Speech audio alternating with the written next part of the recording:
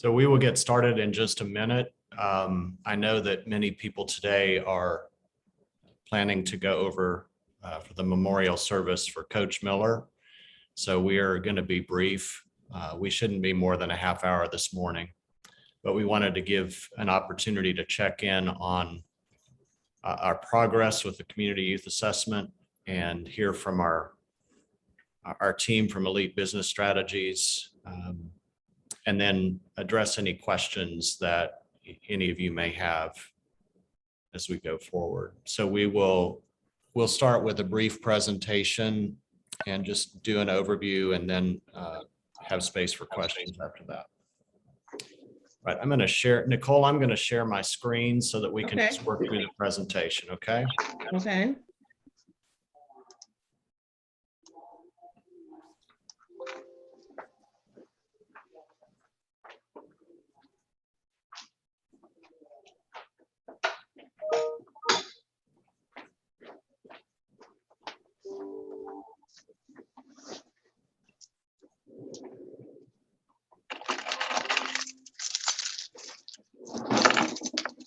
Just let me know when we're ready. All right, I think we are ready. Nicole, if you'd like to, do you want to work through these? Yes. All right. So everybody, welcome back. Nicole, Holt, and Jacobs, who is our team lead for Elite Business Strategies. They are our partner in helping us conduct this really first ever youth and gang violence community assessment for Roanoke. And we are so grateful for their energy and passion for this work. So Nicole, take it away. Okay, good morning and happy Monday, everyone. I'm really grateful to be able to talk with you this morning, and I mean that literally, because last week this time I had lost my voice and could not speak at all. It was crazy. So what a difference a week makes. So like Joe mentioned, since our last meeting, we wanted to just give everyone an update and talk with you all this morning about a couple things that we think we could do to better leverage the time that we have here during the Thanksgiving break and bring everybody up to speed on where we are now. Next slide, Joe. So this was the timeline that we set when we had our initial stakeholder meetings with you all. As you can see, the data collection and research is still being done in collaboration with the survey dissemination. So you received an email from me last Monday, I believe it was last Monday, where the links to the surveys were all live. And we asked you to disseminate those surveys as broadly as you could. And thank you to those of you. I've received several emails where I see that they've gone out. In our cloud, Chuck is keeping a tally on the survey responses that are coming in. The only change here on this slide is originally we had set the surveys to disseminate just through December 3rd. We have extended it until December 10th now. So we have an opportunity to let it circulate a little bit longer. And while the surveys are circulating and being disseminated, our team is still conducting interviews with community residents, with youth service provider agencies, community members, and community leaderships. So we're still actively looking to schedule interviews during the time that we have for before our cutoff of December the 10th. And we are still looking to have a draft assessment report done on the 15th, which will basically be the quantitative data from the survey responses, and then have that analyzed. We have an analyst, a data analyst that has joined the team, and we'll be looking at all of the survey responses and the responses from the interviews and the questionnaires to analyze that data and format and populate the final assessment report. Next slide. So this is still the method of dissemination on the SOGO platform. Also, we have generated QR codes for each of the surveys that we could attach. We've attached to flyers. We also have some business cards that we had made up that have the QR code on it. If you would like for us to, we would like to have an opportunity to leave some of the flyers and some of the business cards at your establishments if possible, so that as people come and go, it's as easy as just them scanning the QR code and it'll take them directly to the survey on their phone, on their tablet, on their computer, and it is available. They can select whichever language. When they go to the survey, it gives them the option to select their language. Here are the survey links. The youth and gang survey were combined, so they're mapped, so that if a student or a youth answers yes to a particular question, it'll take them to another question.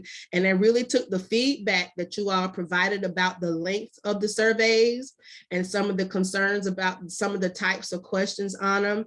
And we applied that feedback and really narrowed down that survey to really hone in on the information that we felt would be most useful from that survey. So instead of 5 surveys that we started out with, now we have 4. And like I said, each of these survey links also has a QR code associated with it to make access easier. Next slide. So how can you help? I'm glad you asked. So we would like to take advantage of this upcoming Thanksgiving break and the time that we have remaining before December 10th to ask you to, if you have social media accounts, social media posts, that you could help us by posting the survey and or the QR code on your social media platforms, on your websites, if you have them. We would also like to know if you have any events scheduled, regularly scheduled meetings, special events, something that you're doing with, if you have after school programs where the youth, and that's really the audience that going forward, we want to really focus in on. Because we get the community residents, the parents, the aunts, the uncles, and everything during the regular course of business in the day, but we really want to get more input from the youth. So if you have anything going on in your organization, your establishment, where you'll have youth there, we would really like to know that, so that our team members can make themselves available to leverage that opportunity to help facilitate them taking the survey, maybe go and talk to them about what the survey is, assure them that it is completely anonymous. We're not, tracking them. We're not the police. They don't have anything to fear in terms of that. We just want to know what their thoughts are. We really are interested in hearing how things are from their perspective and what they think would make the situation better for them and their circumstances. That's really where our heart is going forward on this. And so please let us know through your email group. Let us know if you would be willing to. I think we've shared the links. We'll also share the QR codes again, so that if you could post them to your websites, your social media pages, and send us your feedback about any events that you have scheduled. If it's a regular meeting and some kids are going to be there, if it's an after school program, so that we can work with Chris Roberts and our team there to get in front of them and actually make connections, especially with the youth.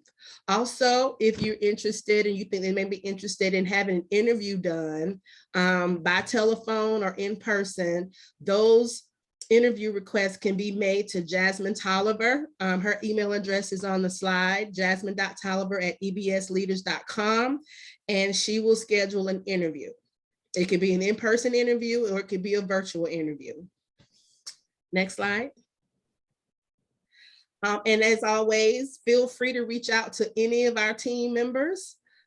Questions, concerns, opportunities, something that you think may work that we might not have touched on, that you think would work particularly well for your audience and for your groups that you service. Any suggestions, input. We're one big happy assessing family now. So I'm so glad that you asked how you could help. And these are just a few ways that we think we would be extremely appreciative of your support in. And that's all I have pending any questions. I'm more than happy to answer any questions. So we'll open up now. Thank you, Nicole, for that update. Does anyone have any questions? That was a very quick overview of where we are in the process. You can either raise your hand or put your question in the chat, or just unmute and identify yourself and ask your question.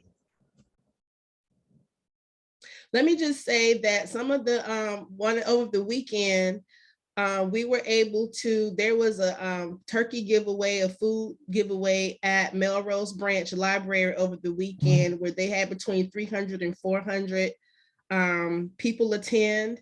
And our team actually worked with the organizers there to get those flyers with the QR codes put inside each and every bag. The way they had it set up, they had lines. There were 6 lines with cars, and they were putting the food in the cars. And there were some that were traffic that was coming inside the library. So we were able to get the QR code with the survey links to each one of the families that were served and the residents that came inside the library. And our team member that was there actually went around with the flyer, and as people were standing inside the library, had them to take their cell phones out and scan the QR code. So we were able to reach a number of people this past Saturday. It was a very successful event, and we are looking for more opportunities. We spoke with the president, Miss Brenda, with the NAACP chapter there, who said that they have some events that they're looking to schedule in the coming week or so. And we'll be looking for opportunities to partner with them to get the survey disseminated there as well. So we're trying to get it out as far reaching as possible. Thank you, Nicole. And thanks for your extra effort on that. So Elliot Major asks, I might have missed it, but where are we in terms of total surveys received, and what are we targeting as a good number for our efforts? I'm trying to see if my cloud is here. I know the last time he is here, Nicole. Chuck's okay. Here. So I call, this is Chuck, we call Chuck the Cloud because we rarely see him, but he has all of the information that goes up to him somehow. I know we've done in-person and phone interviews, about 25 or so in interviews with community residents and what have you. And we needed to get the numbers of the youth surveys up. Chuck, do you have those numbers? Currently, the responses to the community leader survey, we have 19. For resident survey, we have 81 responses. Youth serving agency, 20 responses, and student and youth survey is only at 11. So that is why we are looking to have your help and support in getting the youth survey responses, those numbers up. That seems to be the audience that we don't have as many responses or interviews from at this point. We expect that, you know, after this weekend's event and going forward, we'll still get the numbers on the community resident surveys. We'll still get the community leaders survey. We recently got a confirmed list of faith leaders that we are going to be reaching out to, that have invited some of our team members to come to their churches and, you know, have a table set up so that they can disseminate the survey there. But we really, really would love to get those numbers for the youth and student survey numbers up any way we can. That is our current challenge right now. Yeah, we have approximately, we have close to 80 to 90 youth service providers or organizations on our list, distribution list that we send out. We are also finalizing details with Roanoke City Public Schools to send out the information to reach their students. That there's a process involved in that. And so we hope to finalize that actually today so that word will go out. That will make a a significant difference in our ability to reach students. Hey, Joe, this is Elliot. Yeah. I don't type fast. I might as well just ask the question directly over here. So if we've got, I think you said 80 to 90 youth service providers, in our list of activities that they may take advantage of as we go through this over here, can we just challenge every one of them? I mean, if all 80 of them say, hey, look, at least get 10 people that you're doing it, you got 800 right there, if my math is correct, right? 80 times 10. Yeah. You know what I mean? And we're all in this together. You know, we all have the same mission, the same goals. And I think, you know, maybe you, the commission or whatever, make a plea to them by this date, you know, the VC, Goodwill, TAP, you know, everybody that we normally work with and we normally help fund, normally help, you know, support their programming. Come on, you know, give us something for the programming that we support, you know, in the terms of 10 people.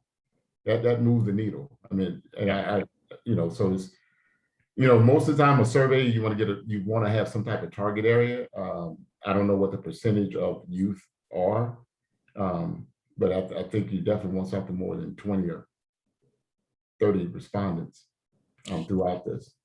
Yeah. So how do we incentivize them? How do we incentivize them or encourage them to get some of their participants to do the survey? Yeah, that's all, those are all important points. And you're exactly right, Elliot. If every organization could identify or reach a goal of at least 10, and I would say youth, we really want to, we really want to elevate the youth's voice and experiences here. I'll give a shout out to Parks and Rec. The survey links were sent home with their after school program families last week, which is 100 youth plus. And they're going to have the students fill them out at the centers on the iPads they have available in the programs this week. And that's a perfect example of how to do this. And if every program could do that, it doesn't matter how large or small or how many youth you reach. If you could do that between now and December 10th, we really need those student and youth numbers to go up significantly. We want the other input, certainly, because we want a comprehensive perspective on how this is impacting everybody. Kathy, you asked, should this be limited to only city residents? Our priority are city residents. The grant was given to the city of Roanoke, so we don't necessarily want to skew the results. You know, I would say we want to really heighten where we've seen the greatest impact of gun violence and gang activity in the city. It's been predominantly in Northwest, Northeast, and Southeast. So if you have youth and families that are living directly in those areas, it's important to do that. So the real focus of this is for us to get a very clear picture in the city of Roanoke. So thank you for that question. Joe, this is Annette, and I certainly hope Roanoke City Schools will come through with the survey. Most of our students are in the school system. So my question would be whether or not we could target those kids in the school system that are in our classes, or would that create a problem for the school system if they're sending it out? I don't want duplicate information, so to speak. Yeah, no, that's a great question. We've been working with Haley Poland, who's been really helpful in this process. And part of our challenge has been figuring out how to get this out within the time frame, because typically the schools have a 30-day window in terms of consent, but we have figured a way to do that honors their process as well as our timeline. And so that's why the details of that should be finalized today. Now, as to your question of, for example, a class or classes, someone said civics teacher, someone else said, just mentioned yours. I don't know what the school policy is. If a particular teacher or group wants to, work directly with their students. Nicole, I would suggest that we ask that question of Haley today to get some clarity on that. I think that would be very helpful. Yeah, we have middle school and high school students, so Yeah. it would be helpful to know.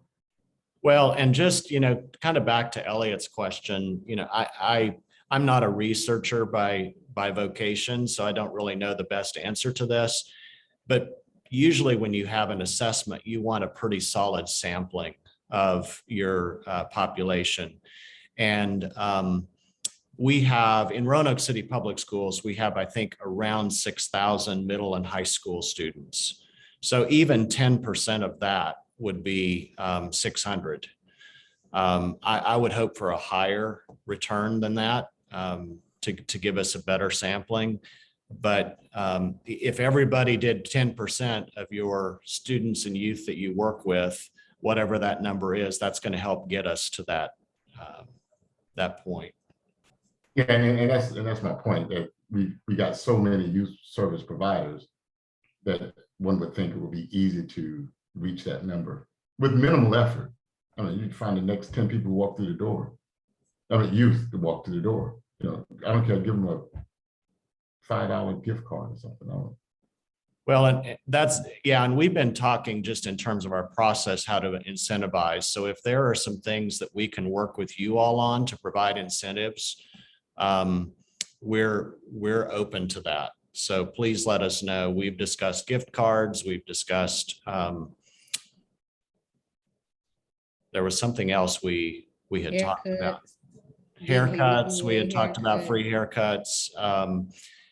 Part of it's just the coordination of all of that. So if you all have partners that you already work with or could reach out to us, we're more than happy to provide those incentives. And we know we're on the front end of the break, but one of the reasons we extended the deadline is because we wanted to have a solid 2 weeks after the Thanksgiving break to get as much input as we could.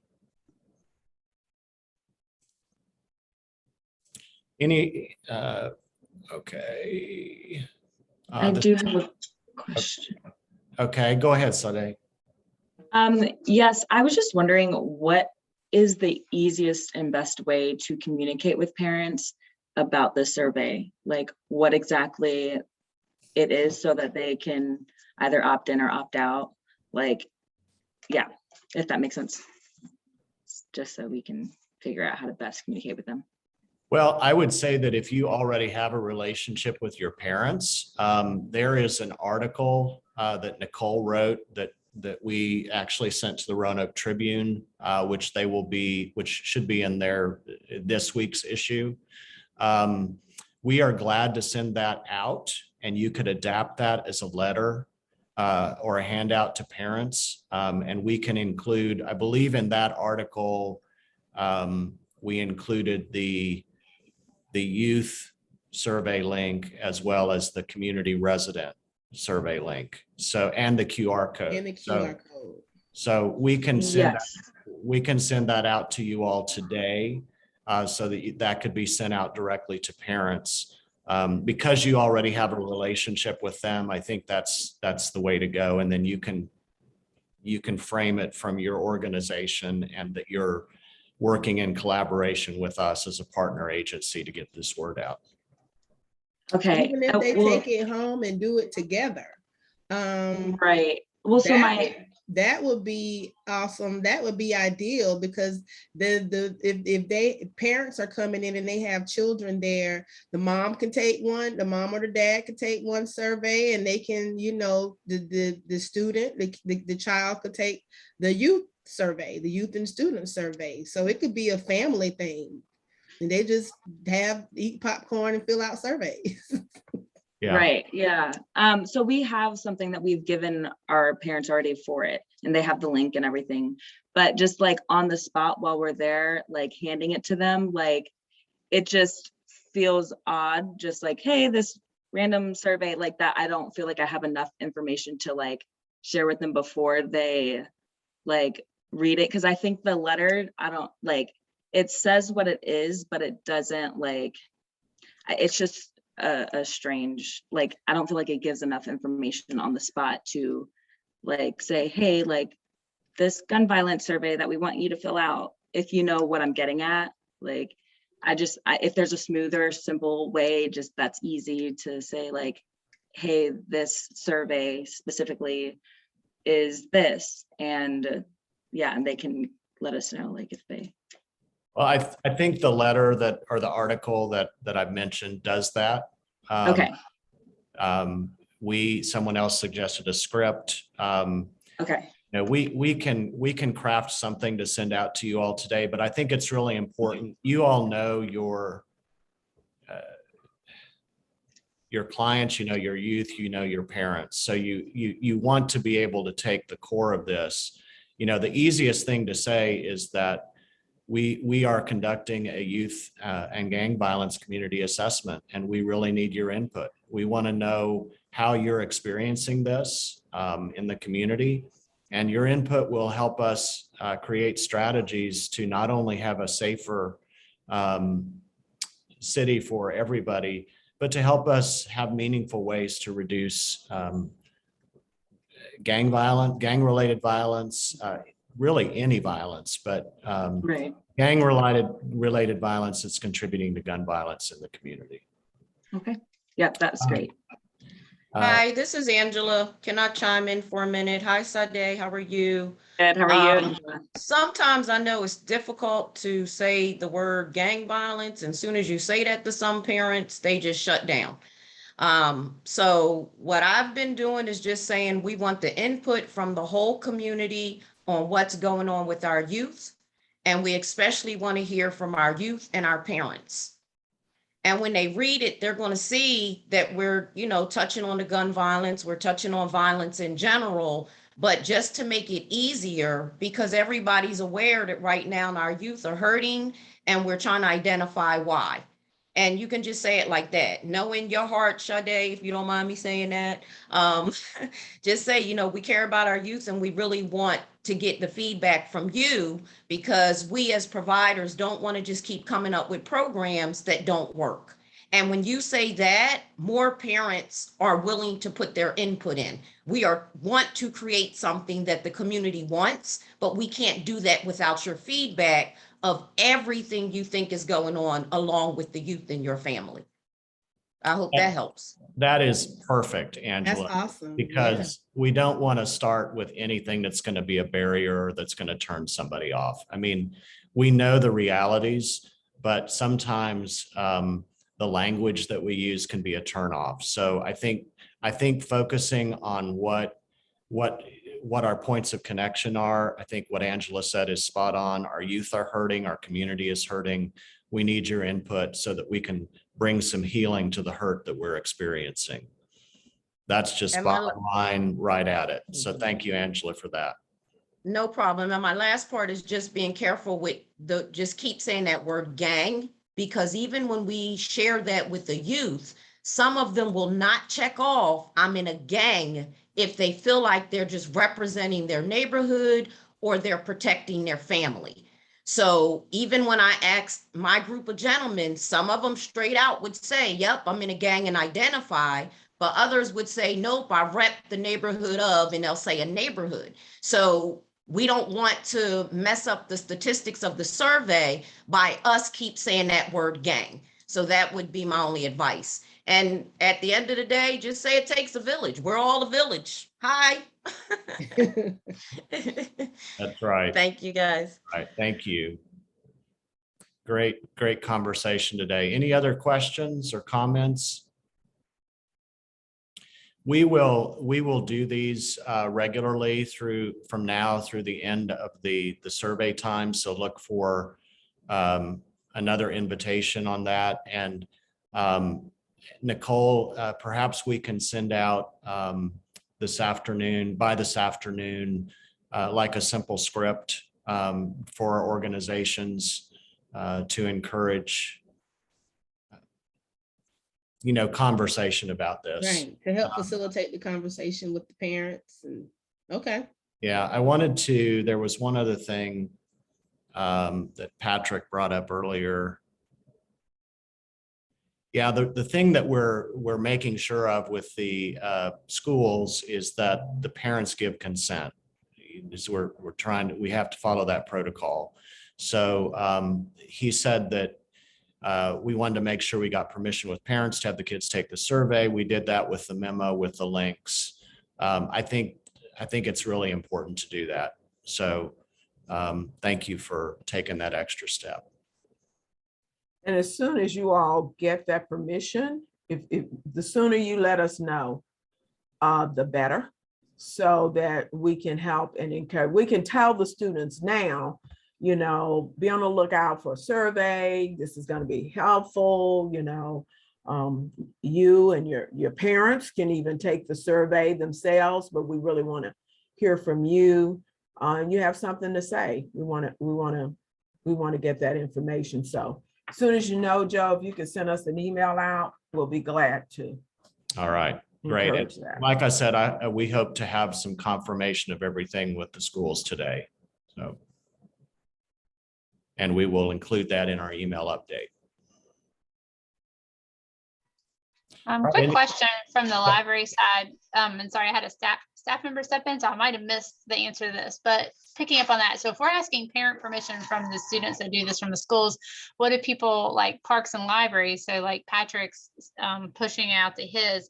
In the library world, we don't always have a conversation with parents, you know, like a Raleigh Court, I was thinking about putting on the QR code. We have 70 to 80 kids that come over right after school. Nobody's with a parent. Can we give them the survey without parents around? Or are you advising us not to? I think, you know, the survey has been made public. So it's a public survey. So I think that anyone who has access to it can take it. Okay. For organizations that work directly with parents and their youth, I think it's important to include the parents in the dissemination of that information. Perfect. Okay. We'll do that. And especially with high schoolers, I feel like I'm comfortable giving them the QR code. We have some that I have large amounts of middle schoolers that come over, and I'm a little less, I kind of would rather involve the parents and the families on such young children taking the survey. So I'll try to engage the families when I'm working at the Williamson Road and Belmont libraries, but with Raleigh Court, I'll go ahead and proceed with the QR code. Yeah, I think, you know, and I want to reiterate a couple things. We want, as Angela said, and Amber, you just kind of confirmed this, we really want families to have conversation about this. This isn't just about completing a survey, it's about creating a conversation in our community and to address the pain, the hurt that we're experiencing. So I really commend you all for that approach. The other thing I want to say is that we intend to, at least for the next several years, do this on an annual basis so that we can keep this in front of the community, that we can continue to update the information and to note how the climate is changing in the community, if it is, and how our programs are, the effectiveness of our programs. So I just want to say that we appreciate everybody who's taking this seriously and creatively. And this is a first go for us. So all of your help is really critical, and we can just continue to build on that as we go forward. Well, go ahead. Sharon has an idea about some swag bag items. Sharon, you want to share that idea? Sharon Moore? Yes, I am here. Yes. Hello, everybody. So we are trying to find a very cost-efficient way to make sure we have incentives for our youth and possibly for the residents and maybe the parents. I know sometimes when parents are in our facilities, you know, we have opportunity to get them to fill out a survey, but it would be great to possibly give them an incentive. If you all have any swag items that you may have used for your different events, like pens, the little backpacks you may have, hand sanitizers, those things, if you have those, and you want to donate them to us so we can create some swag bags to give away to families for incentive, or you can create your own as well to give out to the families, that will be great. So we're trying to find little neat ways to kind of incentivize the families to participate so that we can have a great number and a great outcome. If you have any ideas or suggestions of swag items or incentives, you can put them in the chat box or send them to Nicole, Joe, and myself, or our team, and we will be greatly appreciative to look at those. Nicole? Thanks, Sharon. Yes, ma'am. And I will just tell you all that I just want to express my thanks again to EBS. They have really, you know, come in and become a part of our community. They have office space at Melrose Library. So if you ever need to find them, thanks to the Melrose Library and Roanoke City Public Libraries for making that happen. They are available and accessible, and we are just delighted about that. That's making a big difference. We have Amber has said that the library has as many free teen books that you want. How many do you need? That's awesome. Great connection.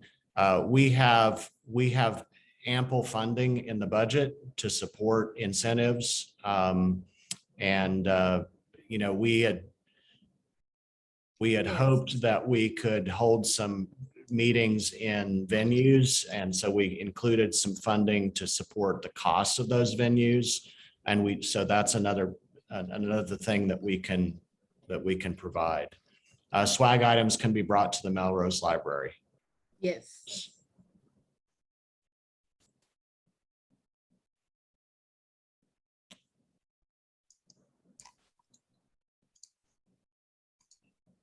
All right. Well, thank you all again for your time today. Look for an email this afternoon with all of these details in it, including a simple script that you can use to reach out to your families and youth. And I believe we will also try and include in that our next update meeting. As a general rule, do mornings typically work better for you all, or afternoons? Raise your hands if mornings work better. All right. How many like after 11 o'clock at night work better? I'm just teasing. For some of you, it's like, yeah, I'm in. Yeah. The cloud, like we know that works. The cloud is good at after hours. Joe, All right. Joe, before we wrap up, because I sense that getting the proper responses and the proper level of responses is critical to the success over here. When do we, and maybe Nicole could answer this question, when do we kind of push the panic button? Maybe have a different separate meeting if we're not getting the level of responses that we anticipate, given that, you know, you got an end date for the survey time, which I think was December the 10th, Right. or something like that, right? All right, well, it's November the 22nd, and we've got probably less than 150 responses in totality. So at some point, you're gonna have to say, hey, look, this isn't the trajectory of this thing, and this effort isn't going the way we need it to go. We got to set a date for that, and then come back and say, okay, we got to either revise it, work on it, do something a little bit different to get to the end goal. So that's my statement. My question is, if Nicole, you can tell us, here's a good number. I mean, so we can always have some comparison between where we are to where we want to be, and then try to say, if it's not getting there by December the 1st, what are we going to do over the next 9 days to get the level of responses that we do need? We talked about a lot of good ideas, but we haven't locked in the essence of the original question. Where do we want to be, and how are we going to get the surveys to support that? So we know that we've got a good, strong cross reference of the number of youth that we want. If my statement in question makes sense. It does. It makes sense. And especially on the when do we hit the panic button question, I think if the school board is able to pull the trigger and finalize everything and get that out circulating through the schools today, and then we go through this week and maybe by December 1st, see if we've hit raise those numbers. And you remember, this is a baseline, what we call a baseline assessment, meaning that this assessment, which Joe has stated that the intent is to use this as a baseline to then go back next year or the year after to see how far the needle is being moved. So that's what we're considering. And so we like to target, I can give specific numbers about what would be a good sampling percentage of numbers from our data analyst. I'm not the data analyst, but I will certainly ask that question and we can include that. But I do know that with this being the baseline, it'll kind of set the foundation for where you need to go, where we need to go moving forward. However, we do know that the youth and student responses is well below where we would like for it to be at this point. Yeah, well below. No, and I echo your comment.